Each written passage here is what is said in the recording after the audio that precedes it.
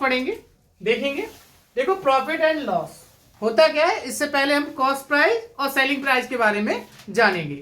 देखो cost price यानी CP, the amount which you pay to buy an articles is called the cost price. Cost price का मतलब होता है जब हम कोई आइटम खरीदते हैं और उसके बदले में कुछ पैसे देते हैं तो वो उस अमाउंट जो भी दिया जाता है वो उसका क्या कहलाता है, कॉस्ट प्राइस। जैसे हम बाजार में गए, बाजार में हमने एक पेन खरीदा, अब पेन मान लीजिए आपका ये आ रहा है 10 रुपीज का, तो शॉपकीपर से हमने जब लिया तो वो कितने का देगा हमें, 10 रुपीज का।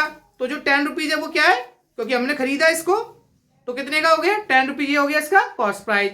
अब हमने क्या किया, इसी पेन को किसी दूसरे अन्य पर्सन को दे दिया, बेच दिया हमने, तो वो क्या हो जाएगा, सेलिंग प्राइस। ये बोल रहा है selling price SP the amount which you received from the customer by the selling and articles। यानी जब किसी कस्टमर को बेचने पर उससे जो पैसा देना पड़ता है वो क्या कहलाता है, उसका सेलिंग प्राइस। आगे देखो प्रॉफिट। प्रॉफिट क्या होता है, जब सेलिंग प्राइस क्या हो, कॉस्ट प्राइस से ज्यादा हो। मान लीजिए 10 रुपए का खरीदा था और हमने 12 रुपए में बेच दिया तो हमको क्या होगा, प्रॉफिट। और जब हमने लॉस क्या होता है, जब हम इसको क्या करें, मान लीजिए हमने ये 10 रुपए में खरीदा और ये चटक गया, अब हमने क्या किया, इसको 8 रुपए में बेच दें तो क्या हो जाएगा हमें, लॉस। ओवरहेड चार्ज क्या होता है, overhead charge expenses. Sometime a seller has to spend some money on transportation, labour, repair and maintenance of item etcetera. यानी जब कोई, देखो अभी आप लोग देखोगे कि दुकानदार क्या करता है कि कोई सामान मंगाता है तो उसके लिए क्या करता है, रिक्शा चालक है जहां से सामान आया उसका कुछ खर्चा देना पड़ता है, या किसी वाहन से उसको सामान को मंगाया गया उसका खर्चा देना पड़ता है। ये सभी क्या होता है, ओवरहेड चार्ज में आते हैं।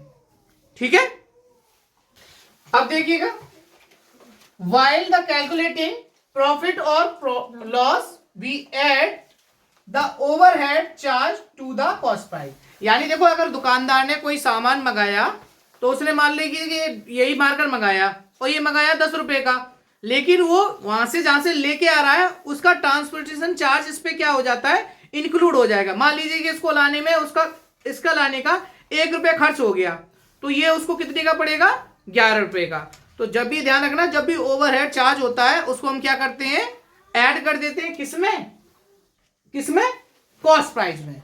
ठीक है, इतना ध्यान रखना है आप लोगों को कि जब भी अगर कोई भी चार्ज, जो भी ओवरहेड चार्ज लगेगा वो सीधा इंक्लूड हो जाता है किसमें, कॉस्ट प्राइस में। Find the loss and profit. अब हम लोग क्या करेंगे, लॉस और प्रॉफिट निकालेंगे।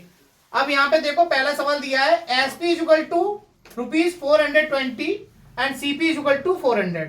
यानी यहाँ पे जो सेलिंग प्राइस जो दे रखा है 420 रुपए और कॉस्ट प्राइस यानी जो क्रय मूल्य बोलते हैं वो कितना दे रखा है हमें, 400। अब देखो हमें क्या करेंगे यहाँ पे कि यहाँ पे क्या ज्यादा है, तो आपने देखा यहाँ पे SP is greater than CP, यानी SP क्या है, CP से ज्यादा है। और मैंने आपको बताया था कि जब SP ज्यादा होता है तो हमको क्या होता है, प्रॉफिट। तो हम क्या करेंगे, profit is equal to SP minus CP। जब भी प्रॉफिट होगा तो ये फॉर्मूला होता है प्रॉफिट निकालने का कि हम सेलिंग प्राइस में से कॉस्ट प्राइस को सब्ट्रैक्ट कर देंगे। तो प्रॉफिट कितने का होगा इसको, तो SP हमारा कितना है, 420 माइनस 400, इसमें से इसको माइनस कर देंगे, आपका प्रॉफिट निकल आया 20।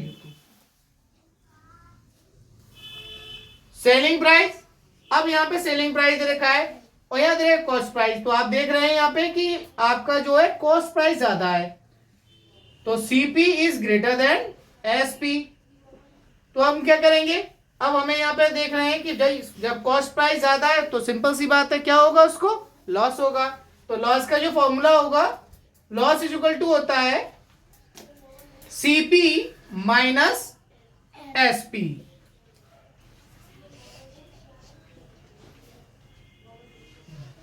अब हम क्या करेंगे, लॉस निकालेंगे। लॉस इज इक्वल टू होगा आपका CP, यानी CP हमें कितना दे रखा है, ₹500 माइनस एक्सपी दे रखा है 480। इन दोनों को हम क्या करेंगे, इसमें से माइनस कर देंगे, कितना बचेगा 20 रुपीज।